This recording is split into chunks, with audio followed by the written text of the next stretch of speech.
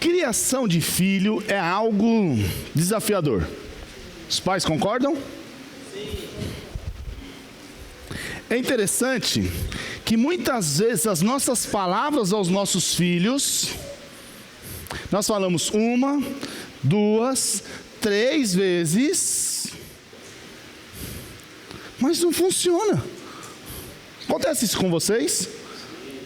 Mas eu estou falando de qual filho e qual pai? Qual filho e qual pai? Você é filho? Quer dizer que você está falando de você. Você deve estar pensando, estou falando da minha mãe, do meu pai. Não, estou falando de você como filho de Deus. Criação de filho nem sempre é uma tarefa fácil, porque muitas vezes as pessoas são teimosas. Vou fazer uma pergunta bem simples. Você conhece alguém teimoso?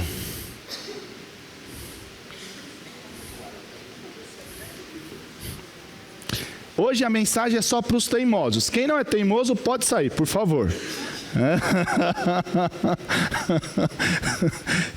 A Jennifer não é teimosa? É muito teimosa. Ô, Jennifer, tá vendo? Sua mãe, sua mãe tem que... Então, hoje nós queremos olhar, entender um exemplo clássico, né, que todo mundo sabe. Se o Neto estivesse aqui, ele dizia, quero ver o que o pastor vai falar de novo nesse texto, né? Mas é um texto clássico de negação de Pedro, que não é só Pedro, nós vamos ver que foram todos os discípulos, mas que tanto aqueles discípulos quanto nós, hoje, negamos. Negamos ao Senhor, ou muitas vezes, por teimosia, vamos contra o Senhor. E a gente vai perceber que teimosia está envolvido com não dar ouvido. E não porque a pessoa é surda, mas ele não considera. Ele sabe, mas ele não considera. Ele é teimoso. Então, você que é teimoso, preste bastante atenção. E você que não é teimoso, você tem certeza? Você é teimoso. Todos nós somos teimosos de alguma forma, em alguma medida. Apareceu ali? Apareceu. Conecta o cabo direito, porque o meu retorno aqui não está funcionando, por favor. Não seja teimoso. Obrigado, não funcionou, mas tudo bem. Então, nós vamos ver aqui, cuidado. Todos, pode acontecer o quê? Todos podem negar a Cristo. Deixa eu fazer uma pergunta para você, mas tem que ser honesto. Você tem coragem de negar a Cristo? Se eu chegasse, vou pegar aqui então hoje, deixa eu, uma pessoa voluntária assim, Daniel Navarro. Se eu chegasse e falasse assim, Daniel, você vai negar a Cristo, o que você diria para mim? Não, porque é o normal. Se eu perguntasse para o Jonathan, não, mas ainda que eu te dê a mega cena, você nega a Cristo, ele vai falar? O Wellington vai perguntar não. Por quê? Será que quem aqui não nega a Cristo, ou não pode negar a Cristo em algum momento? Mas vocês não perguntam, eu quero ver com o pastor se fosse assim. Será que ele negaria Cristo? A gente vai perceber alguns pontos sobre negar a Cristo, que envolve teimosia, mas principalmente de não entender a nossa realidade. Qual é a nossa realidade? Somos miseráveis pecadores, limitados e totalmente dependentes da graça do Senhor na nossa vida. Então, espera aí deixa eu ver se apareceu.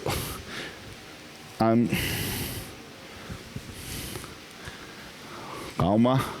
Então, o que eu quero mostrar para vocês, os ensinamentos de Jesus Cristo revelam uma soberania sobre todas as circunstâncias. Contudo, entretanto, o homem arrogante, aquele que se acha, né? Ele teima em não ouvir ao Senhor. E o texto é o texto que você deve manter aberto, de Marcos, e eu quero reler com os irmãos. Está aberto em Marcos 14? Se não estiver, você pode acompanhar na tela. Está escrito assim: disse-lhes Jesus: vocês todos me abandonarão. Jesus aqui, ele não está perguntando: vocês vão me abandonar? Ele está afirmando: pois está escrito, ferirei o pastor, e as ovelhas serão dispersas. Mas depois de ressuscitar, o que vai acontecer? Irei adiante de vocês para a Galileia. Daí entra em cena Pedro.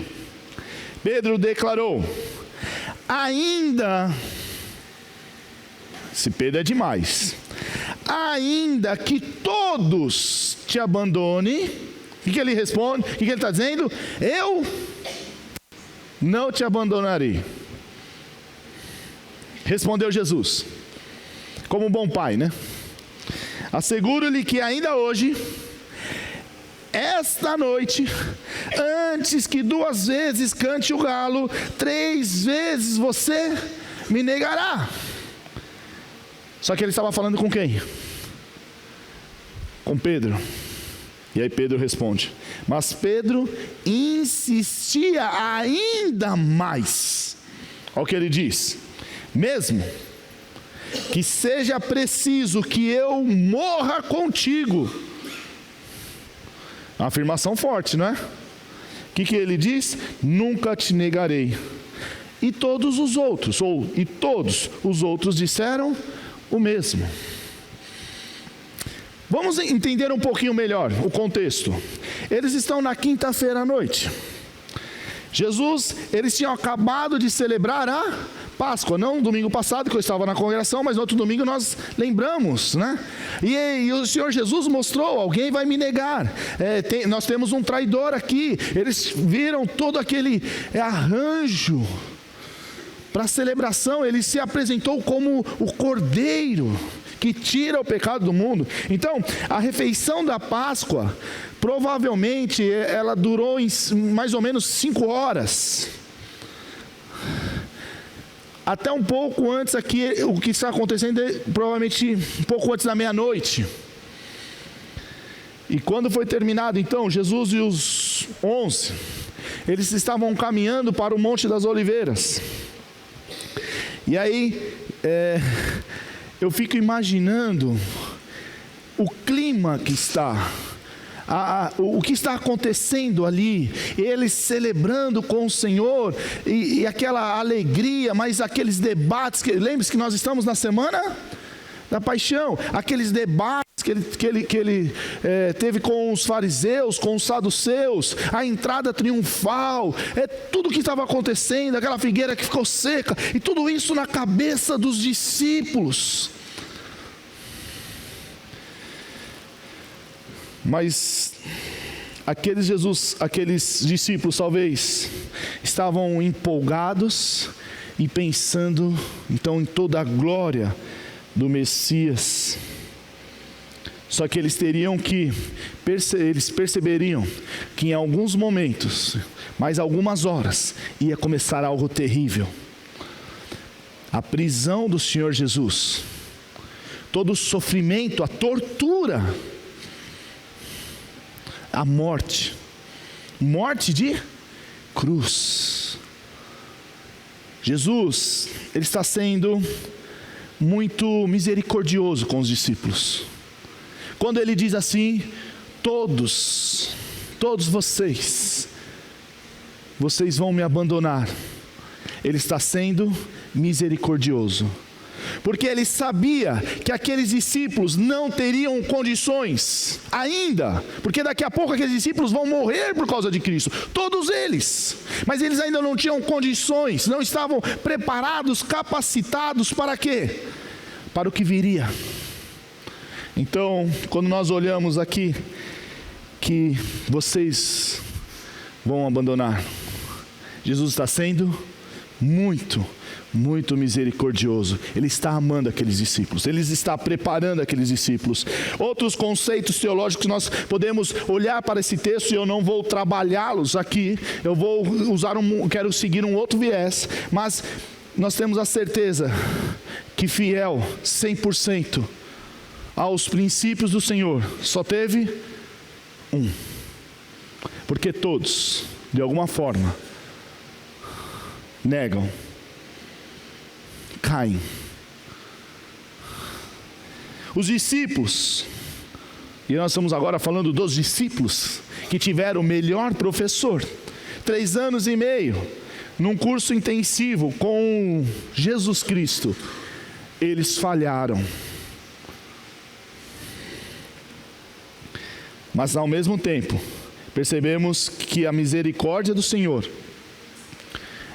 em trazê-los, porque o fracasso daqueles homens fazia parte do treinamento deles, para que aqueles homens fossem então os alicerces, a estrutura da igreja, a continuidade da obra do Senhor.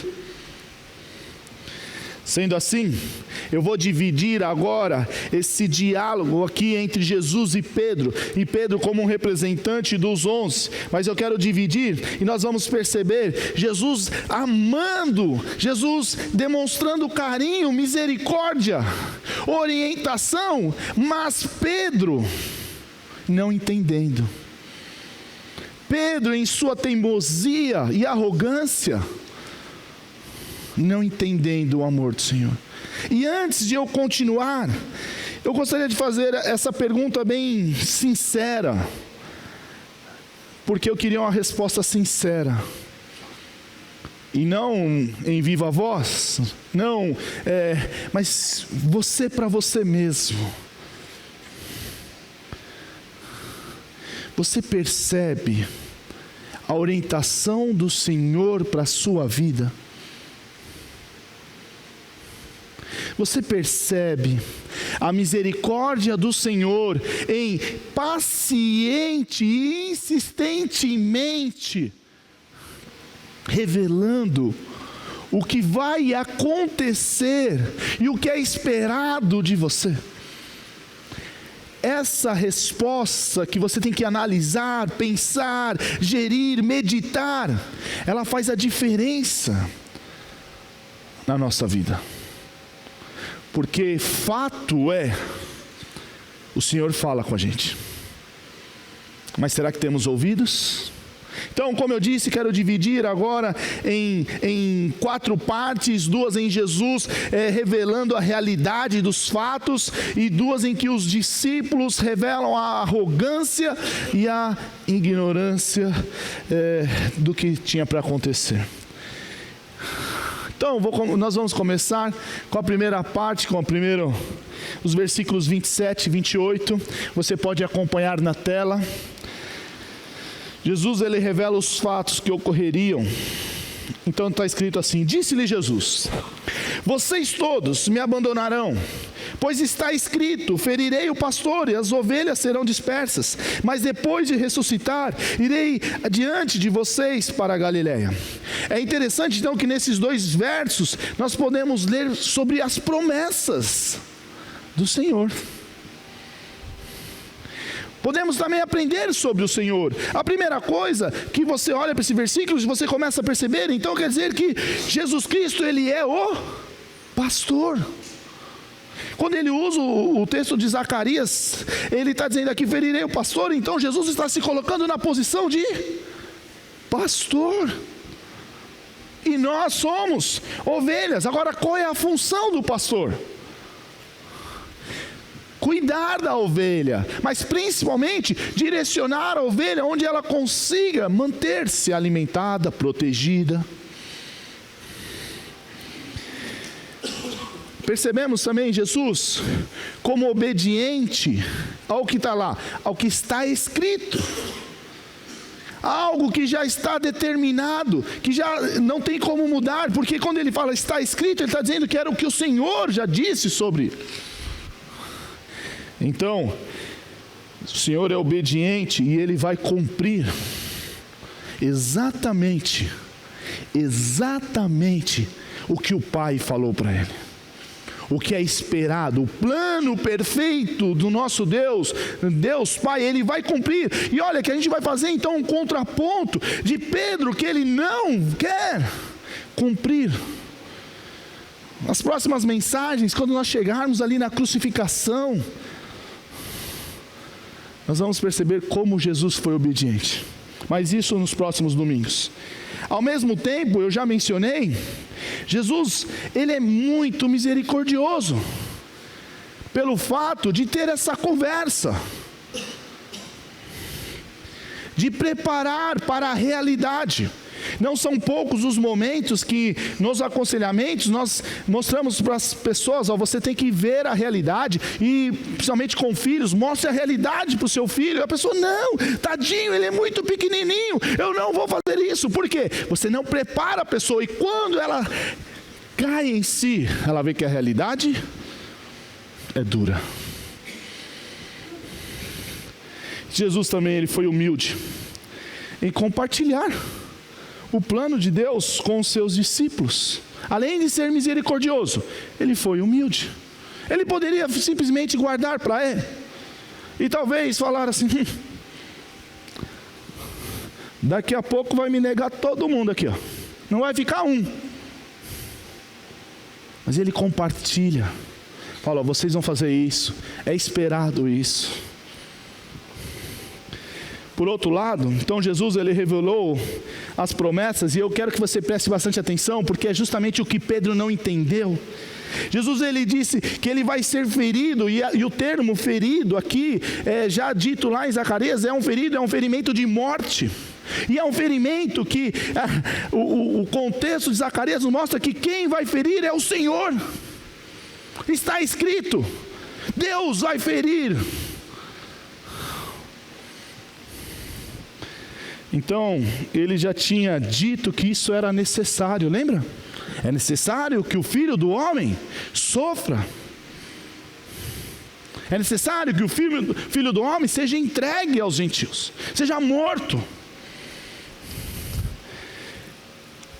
Jesus está mostrando, deixando bem claro que Ele vai ser abandonado. E o termo aqui para abandonado, a ideia é de perder a fé. Quando Ele está dizendo, vocês vão me abandonar, Ele está dizendo, vocês vão perder a fé em mim.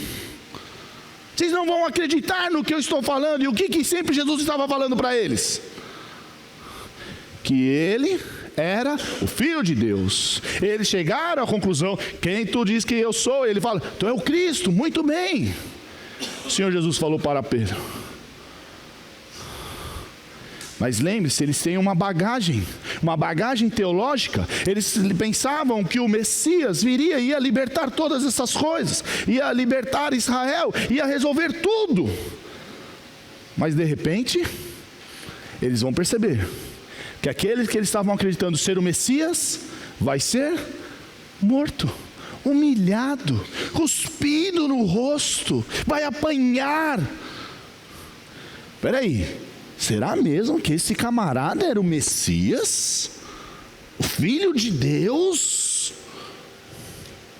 Por isso que eles vão abandonar. E Jesus está dizendo que Ele está cumprindo aquilo que já é determinado, o plano perfeito de Deus. O pessoal que estava na minha classe hoje, nós vimos como a cruz, que era algo maldito, se tornou em bênção, sinônimo de bênção, de salvação. O plano de Deus é perfeito. E Ele deixa bem claro que Ele vai ressuscitar. No texto ele diz, mas Ele diz que Ele vai ressuscitar. Não é o fim. Apesar de eles verem Ele sendo morto, sepultado, não é o fim.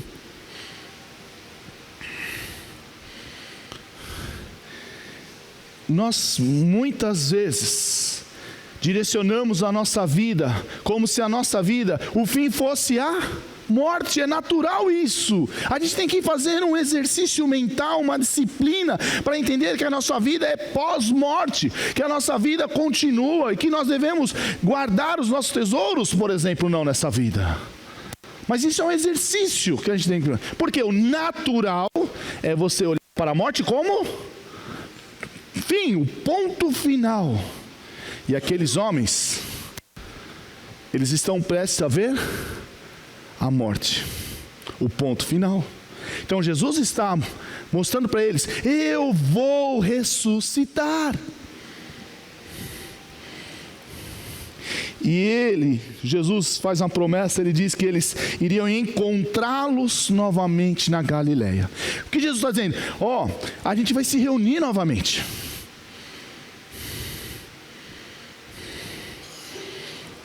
Da mesma forma, Jesus nos fala hoje. Ele nos apresenta várias promessas. Promessas que devem nos direcionar. Eu coloquei algumas promessas. Olha só, Ele prometeu perdoar os nossos pecados. Isso é bom. Ele prometeu nos dar uma nova vida. Ele nos prometeu dar o Espírito Santo, o Consolador. Ele diz lá: rogarei ao Pai e Ele vos dará, então, aqui o Consolador, um advogado. Ele prometeu dar uma enorme família, que é a igreja.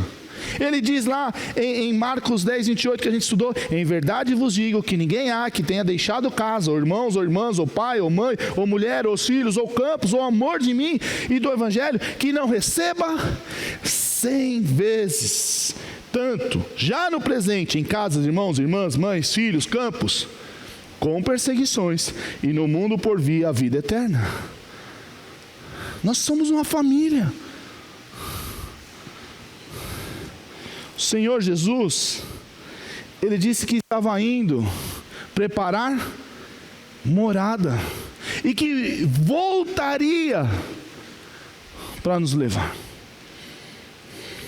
Também temos algumas promessas que nem sempre gostamos. A promessa de que seremos perseguidos por causa do Evangelho. Só lembrar lá de Mateus 5.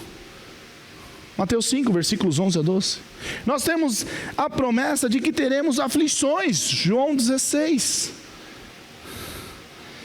E nós temos uma promessa que nós estudamos no Celebração e no Ebenezer, nos devocionais: por amor de ti enfrentamos a morte todos os dias, porque somos considerados como ovelhas destinadas ao matadouro. É claro isso para nós. Porém, eu acho que alguns cristãos, eles vivem num mundo de Nárnia. No mundo é inventado, não enxergando a realidade. Porque as promessas do Senhor, elas são feitas, elas são direcionadas, elas nos dizem o que vai acontecer, para que a gente tenha condições de entender para onde estamos indo, mas principalmente de nos posicionarmos agora. Então nós sabemos o que podemos esperar desse mundo. Você não sabe? Você não sabe o que você pode esperar desse mundo?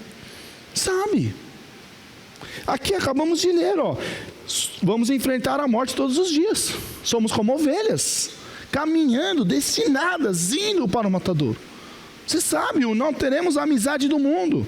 Nós sabemos o que nós podemos esperar das pessoas que não têm o Senhor. Sabemos o que podemos esperar das pessoas que são crentes, mas são pecadoras. E principalmente, você sabe o que pode esperar para o seu futuro. Olhar para o futuro nos posiciona no presente. E a garantia de que o futuro vai ser conforme as promessas é porque nós olhamos para o passado do que já aconteceu. Então, Jesus Cristo, Ele revela o que ia acontecer, certo? Daí vem Pedro. Pedro revela o quê? Ele revela a sua ignorância e a sua incapacidade de ouvir. Olha só, Pedro declarou: ainda que todos te abandonem,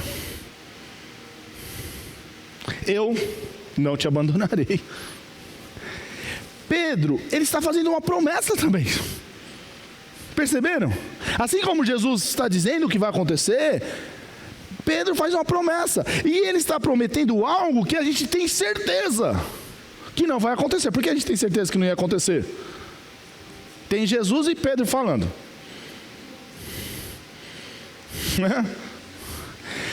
Pedro, ainda que ele, e eu acredito fielmente, que ele acreditava nisso, que ele jamais negaria o Senhor Jesus. Eu acredito que ele acreditava nisso, 100%, mas não é o fato de ele acreditar nisso que é a realidade. Pedro, então, ele está confiando nele, e ele não está escutando Jesus. Jesus diz, está escrito, vai acontecer. Jesus fala assim, ó, todos e talvez um não. Jesus está dizendo todos. E ele não está escutando, ele não escutou que Jesus ia ressuscitar, que Jesus ia voltar a se reunir com eles. Ele só está escutando uma coisa. Qual é a coisa que ele escutou? Todos vão abandonar. Opa, eu não. Deve ter mexido com Pedro, né? Como assim? Eu? Sou Pedro, rapaz. Fui criado na Galileia, né? Então, ele não estava ouvindo o que estava sendo dito pelo Senhor. Ele não ouve que Jesus seria morto. E não tem jeito de mudar isso. Mas que Jesus ia ressuscitar. Talvez por causa do orgulho, motivado pelo orgulho, ele escutou só aquilo que lhe interessava, ou aquilo que mexeu com ele. Ele estava sendo orgulhoso, estava se exaltando, porque quando ele diz assim, ainda que todos, eu fico imaginando eu, que sou orgulhoso, né? Ainda que todos, eu não. Que é bacocina, rapaz. Entendeu a ideia? Então ele estava se exaltando e confiando nele. Grande mal para um crente que confia em si. É o pior. A pior armadilha é aquele cristão que confia nele. Até porque o coração dele é enganoso, demasiadamente corrupto. Então, interessante que Pedro aqui ele se torna um representante dos discípulos, tá? Isso eu vou falar no último versículo. Agora, então nós devemos ter sempre em mente que tudo o que somos e fazemos, tem até a música que nós cantamos, depende da ação do Senhor. Não precisa abrir, eu vou ler para vocês Filipenses, capítulo 2, versículo 13, diz assim: pois é Deus quem efetua em vocês, tanto querer quanto realizar, de acordo com a boa vontade dEle. É o Senhor que trabalha em nós, para que sejamos servos dEle. Porque naturalmente, pelo nosso coração orgulhoso, queremos ser independentes, confiando na nossa decisão e postura. Mas eu digo para você, que se o Santo Espírito parar de agir em nós, em mim, em você, nesse exato momento, você não quer mais saber de Deus, nem de Jesus Cristo, ainda com todo entendimento e compreensão que você possa ter do Senhor. Provérbios 16, 18 diz: o orgulho vem antes da destruição, e o espírito altivo antes da queda. Então um coração orgulhoso e arrogante, ele precede a queda, porque ele acredita, o orgulhoso, que ele sempre tem a melhor estratégia, o melhor caminho. Ele não é humilde. Muitas vezes não damos ouvido à palavra de Deus, por acreditar que o nosso plano é sempre melhor. A palavra de Deus é bem clara. Faça isso, pense nisso. Mas não, está muita correria, eu tenho muita coisa para fazer, então eu vou seguir esse meu plano, depois eu dou um jeito nisso, isso é o melhor agora. Mentira. Minha forma de resolver determinada situação é sempre a melhor, a mais fácil, a mais rápida, a coisa certa a se fazer. Então o orgulhoso, ele arruma uma forma de resolver isso, talvez largando de mão, talvez gritando, talvez fazendo alguma coisa, mas ele não consegue entender que isso está afastando ele de Deus, que isso ele não está representando o Senhor. Note que Jesus, ele não está perguntando a Pedro como deveria ser. Jesus está dizendo exatamente o que aconteceria. Jesus está dizendo a realidade da situação, que incluía Pedro. Então Pedro negou, certo? Pedro aqui falou, não, negou. Pedro disse que o que o senhor está falando aí não é bem assim não. Porque o senhor está falando todos, mas não é bem todos. O senhor esqueceu de mim. Então Jesus, carinhosamente, pacientemente, ele revela para Pedro a ignorância dele. Revela a ignorância dele e ele revela a sua arrogância. Então olha o versículo 30. Respondeu Jesus: asseguro. O termo aqui, sabe qual que é a ideia? Não tem como mudar isso. Esse é o ponto. Se não acontecer isso, quem eu sou, eu não sou então. Ele está dizendo, eu sou o Messias, certo? Se não acontecer isso, está em jogo o quê? Quem eu sou? Então eu asseguro, eu sou o fiador do que eu estou falando. Eu asseguro que ainda hoje, eles já estavam que hora mais ou menos? Meia-noite. Que ainda hoje, esta noite, antes que 2 vezes cante o galo, aqui é uma expressão cultural, que eu não vou tratar, mas só fica a dica que não é bem um galo, tá? Mas que cante o galo, 3 vezes você me negará.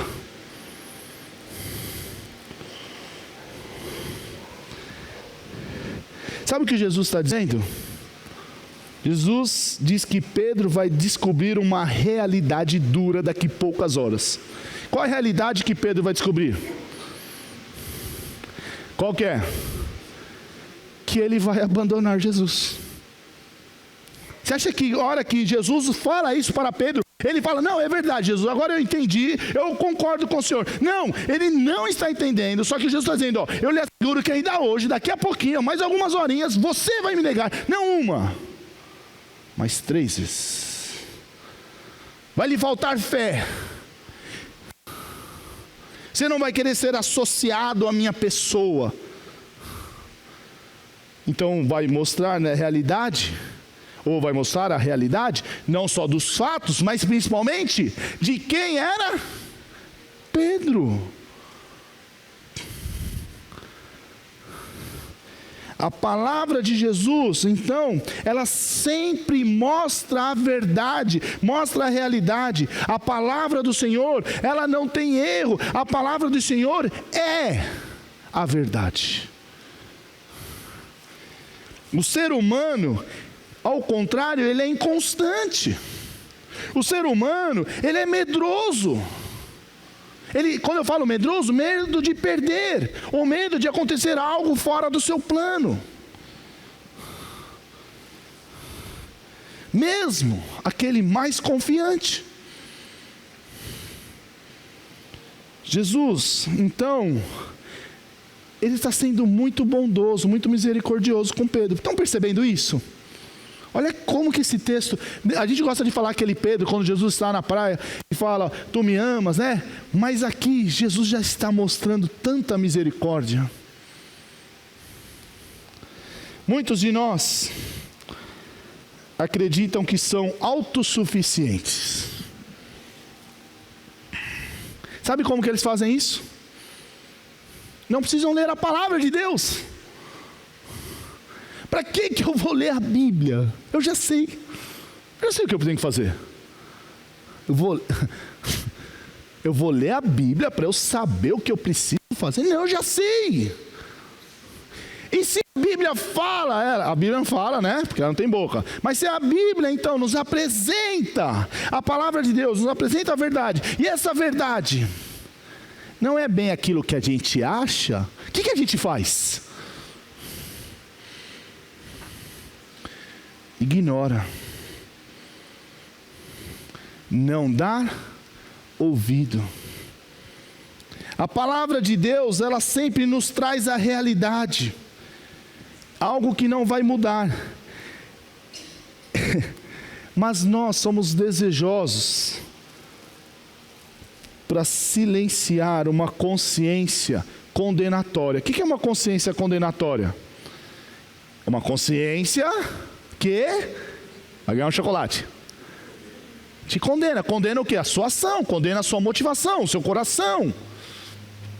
Baseado o quê? Numa lei, numa verdade. Nós, como pessoas com a natureza pecaminosa, somos negociadores egoístas, visando sempre e somente o bem próprio. A ação do Santo Espírito em nós, nos revelando a palavra, transforma essa realidade. Na verdade, Ele nos mostra quem nós somos. E agora, vendo isso, nós podemos agir para agradar o Senhor, para adorar o Senhor. Nós somos maus e praticamos más obras. Eu estou falando do ser humano, tá? Como eu quero dizer isso? O ser humano, por si, ele pratica obras, ainda que seja moralmente, ou na sociedade, sejam boas, mas elas não têm o propósito de adorar a Deus. Por isso que é considerado más obras. Lembra de Jesus? Senhor, Senhor, em teu nome eu profetizei, em seu nome eu expulsei espírito. E o Senhor fala assim: aparte de mim porque eu não te conheço, porque vocês praticam, ou porque as suas obras são más. Mas espera aí, o camarada estava profetizando, estava expulsando o demônio. Como que essa obra é má? É porque o propósito ou a motivação não estava em adorar o Senhor, mas estava na pessoa. Podemos fazer o bem e ainda não ser uma boa obra. A nossa natureza, por causa da nossa natureza pecaminosa, nem sempre a nossa motivação é adorar o Senhor. Mas Deus é misericordioso porque nos orienta e mostra essa realidade, e nós podemos avaliar e então fazer o quê? Mudar as nossas motivações. Somos inconstantes, nos falta fé, ansiosos, esquecemos que existe um Deus no todo controle. Então, a palavra de Deus, ela tem a finalidade, quando você ler esse livro, ela tem o propósito de te mostrar um Deus todo-poderoso, que tem um plano perfeito, e que dentro desse plano perfeito existe a salvação em Cristo Jesus. Para quê?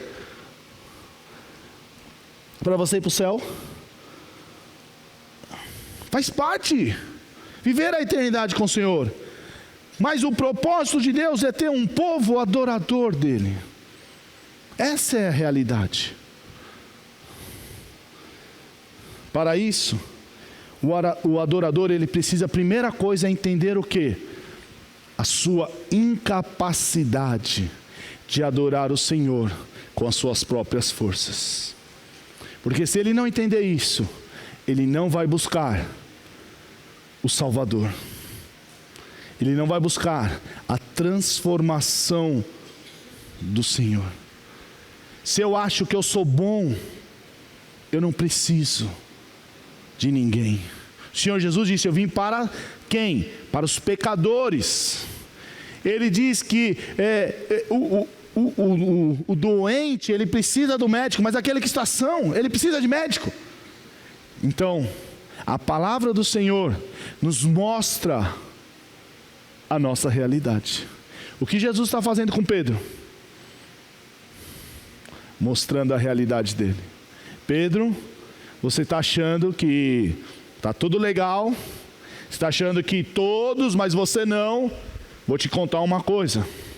Hoje, algumas horas daqui a pouco, você vai me negar, não uma, mas porque você é incapaz. O texto de Lucas diz: o diabo me pediu para peneirá-los, eu disse não. Mas daqui a pouco vocês morrerão por mim. Então Pedro está sendo preparado. Ele precisava entender o quê? A incapacidade dele. E aquele diálogo então, mais para frente. Pedro, tu me amas? O que ele fala? Sim. Pedro, tu me amas? Sim. Pedro, tu me amas? Daí o que ele fica?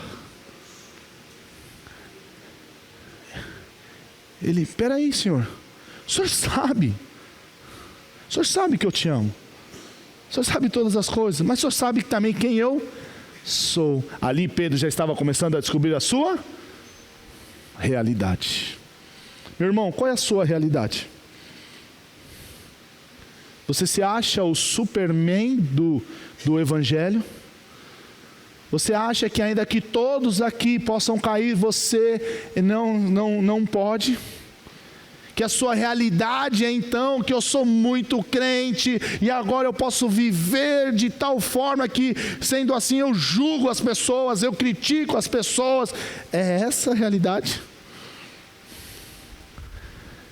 E então Pedro, nosso último ponto. Pedro aprendeu, não aprendeu? Ainda não. Pedro, ele confirma as palavras de Jesus. Ele confirma a sua arrogância, a sua ignorância. Olha o que ele diz. Mas Pedro, o termo insistia aqui, como que eu vou, quer ver? O que é insistir? Pais, você está conversando com o filho e ele começa a te fazer perguntas. Aí você responde e ele fala o quê? Ah, mas isso. Daí você responde e ele fala. E ele vai tentando, argumentando, ele vai insistindo. Ele quer o quê? Não me dou por vencido. Eu quero. Então Pedro, o texto diz que ele insistia ainda mais. Antes ele disse assim, não, todos, mas eu não. Agora ele insistia ainda mais. É como se fosse, talvez ele gritando, dizendo. Talvez Pedro, eu acho que ele era italiano, Pedro, viu? Ele dizia bem alto assim, talvez. Mesmo que seja preciso que eu morra contigo. Nunca te... Mas Jesus acabou de falar, Pedro, é hoje, não é daqui. Espera um pouquinho, depois você fala. Não. Mesmo. E todos os outros, essa frase também é importante para nós. E todos os outros discípulos disseram o mesmo. Disseram o que então? Nós não vamos te negar. Pode ir tranquilo, Senhor Jesus, para a cruz que nós vamos lá. Vão ser 12 cruz com o Senhor.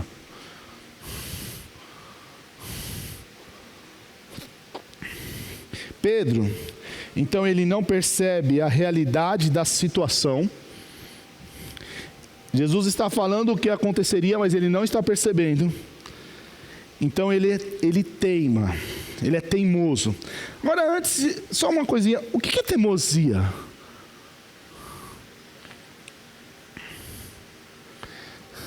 Uma pessoa, ela teima porque acredita que está fazendo o melhor naquele momento. Ela teima que mesmo ela falando, peraí, não é tão certo isso, mas ela acha que aquilo é o melhor, por isso que ela teima. Em sua lógica limitada e irreal, ou seja, fugindo da realidade, Pedro, ele acreditava que estava fazendo o papel correto, certo, maravilhoso. O orgulho de Pedro, acreditar que seu plano, quando eu falo orgulho é que ele acreditar que o plano dele era melhor do que o plano do Senhor. O orgulho então não permitia que Pedro fizesse o quê? Ouvisse. Pedro, em certa medida, ele também serve como exemplo.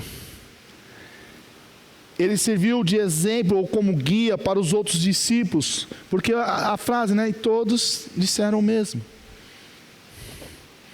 Além de ser teimoso, então Pedro, ele serviu de abrir as portas, de exemplo.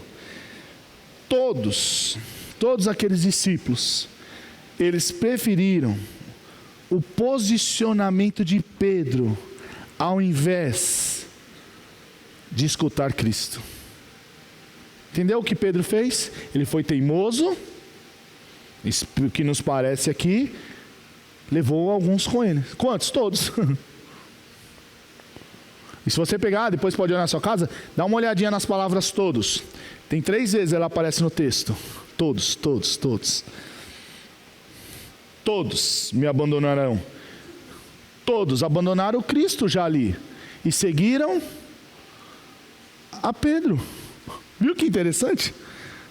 Porque todos disseram a mesma coisa, não escutaram Cristo. Uma aplicação bem simples.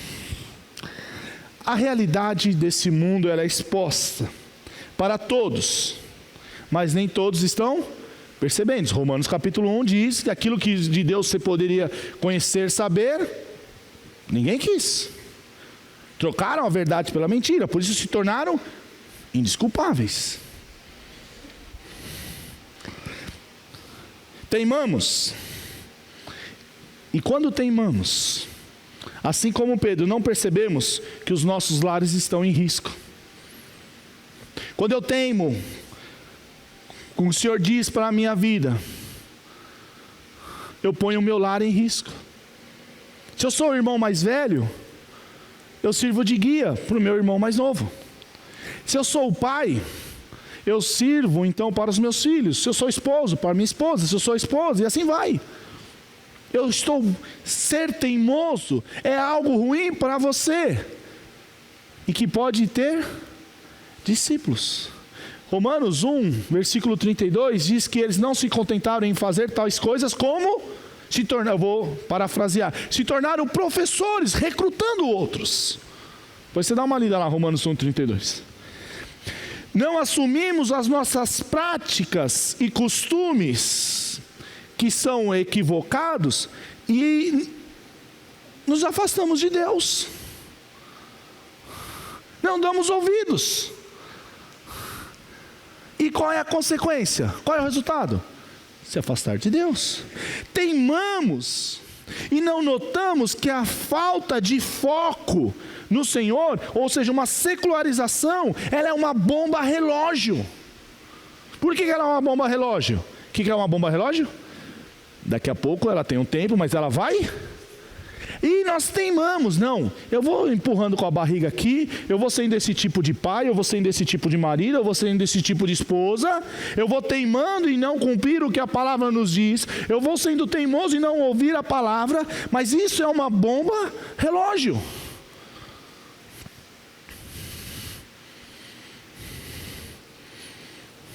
Não percebemos a superficialidade e futilidade em nossos relacionamentos com Cristo e a sua igreja. Quando nós teimamos, todo mundo está entendendo o que eu quero dizer, né? Quando nós teimamos em não ouvir a palavra de Deus, tá? Quando nós fazemos isso, nós não vamos perceber, assim como Pedro não estava percebendo, nós não vamos perceber a nossa superficialidade no relacionamento com o Senhor. Eu fui fazer um aconselhamento ao vivo, num treinamento para pastores, e me trouxeram um determinado casal. E eu perguntei para o casal, o casal brigava, literalmente. E aí eu perguntei para o marido, como que está seu relacionamento com Deus? E ele falou assim, tá bom. Eu perguntei para a esposa, como está seu relacionamento com Deus? Tá jóia. Eu perguntei para o marido, como está seu relacionamento com ela? Tá uma desgraça. Daí eu perguntei para ela, como está seu relacionamento com ele? Daí falou um monte. Daí eu peguei e falei assim, são 2 mentirosos. Daí eu falei, pronto, agora, ainda bem que tinha os pastores que davam treinamento, eles falaram, eles me socorrem, né? E o cara era grandão. Falei, são 2 mentirosos. Porque ou você está bem com Deus e bem com a sua esposa, ou você está uma desgraça com a sua esposa e uma desgraça com Deus. Porque a verdade é essa. O relacionamento, ele se reflete na vida da sua esposa. Não dá para você estar bem de Deus.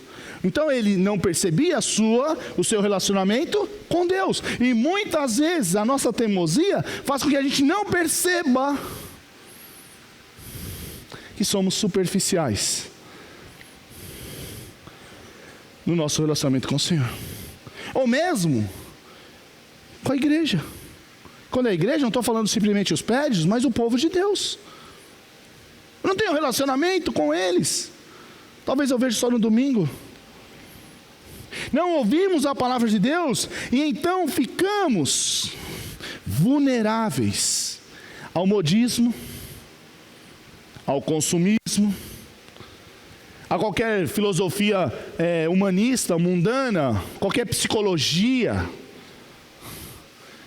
da época. Ficamos refém de um plano, de um planejamento míope, limitado, curto, para esse mundo. Eu vou ser um médico. E é bom ser um médico, tá? Inclusive, se você for, me dar um toque. Mas, eu vou ser um médico, eu vou ser isso, eu quero ser aquilo. Mas a pessoa está tão focada, ela não escuta a palavra, que isso faz dela refém. E ela acha que está vivendo a melhor coisa do mundo. Como Pedro. Se você perguntasse para Pedro, eu não sei se a gente vai ter isso, tá? Aí eu no céu, chegar para Pedro, vem cá. Vem aqui, Pedro. Cara, naquele dia, o que você estava pensando? Diz para mim, fala a verdade. Você estava se achando o máximo, né, cara? Fala, não, todo mundo, mas eu não. Ele não percebia. Eu acho como nós também não percebemos às vezes. Como eu não percebo às vezes que eu estou indo para um caminho que... Peraí, e o que me coloca então no caminho certo é escutar a palavra. Eu não tenho Jesus aqui para me falar pessoalmente, né? Carlos, né? Não. Até porque para alguns eu acho que ele ia falar, porque me persegues, né? Mas eu tenho a palavra dele. A pior acusação para um cristão, qual é? É ser confundido ou identificado como um referencial, como um exemplo, como um modelo, que em vez de contribuir para o plano de Deus, ele contribui para afastar as pessoas. É como se ele fosse um point man, aquele que está à frente, que vai na batalha à frente, puxando todos os outros. Sabe quem faz isso? O teimoso, que não dá ouvido. Numa igreja, determinada pessoa então começa a fazer alguma coisa errada, o que ela está mostrando para os outros? Eu acho que eu posso fazer. E aí, se não tem uma liderança, um pastor, que vai lá e fala, camarada, isso não está certo. Se você continuar assim, você vai ter que nos deixar, porque prezamos pela pureza, pelo testemunho, todas as coisas assim. O que acontece se aquele camarada ficar assim e ninguém fazer nada? Ele abre caminhos. Ele não está escutando. E ele abre caminhos. É comum sempre ter aquele que serve então, né, de cabeça que vai à frente. Muitas pessoas sofreram porque seguiram falsos guias. Não é difícil hoje você encontrar pessoas de determinadas igrejas que falavam assim, pastor, eu fiquei tanto tempo nessa igreja, você não acredita, cara. E eu não estou falando mal das outras igrejas, eu só estou querendo deixar bem claro, porque aquela igreja não estava ouvindo o Senhor. Seguiam pessoas teimosas, ignorantes sobre o plano de Deus. E essas pessoas, agora estou dizendo, dentro da nossa igreja agora. Não de uma igreja falsa, estou falando de uma igreja verdadeira. Existem. Que pessoas, por causa do seu desejo, não escutam a palavra de Deus, eu acho, e vai embora. E vai começando a fazer discípulos, seguidores. Pedro não entendia a sua realidade, não escutava a palavra, e se tornou exemplo, porque todos disseram o mesmo. Sendo assim, eu quero concluir da seguinte forma. Os ensinamentos de Jesus Cristo revelam o quê? Primeira coisa, a sua soberania sobre tudo, sobre todas as circunstâncias. Mas o homem arrogante, que não ouve o Senhor, ele é teimoso. Então, meu amado, meu irmão, você percebe a misericórdia de Deus na sua vida? Você percebe Deus falando com você? Percebe? Consegue enxergar a realidade desse mundo? Do mundo que quer te afastar do Senhor? Você consegue enxergar a sua própria realidade de dependência do Senhor, de dependência da palavra de Deus, de dependência do Espírito Santo, de dependência da oração? Você se considera uma pessoa que insiste em não dar ouvidos, eu mudei agora. Você insiste, é uma pessoa que insiste em não dar ouvidos ao Senhor. Você se considera isso?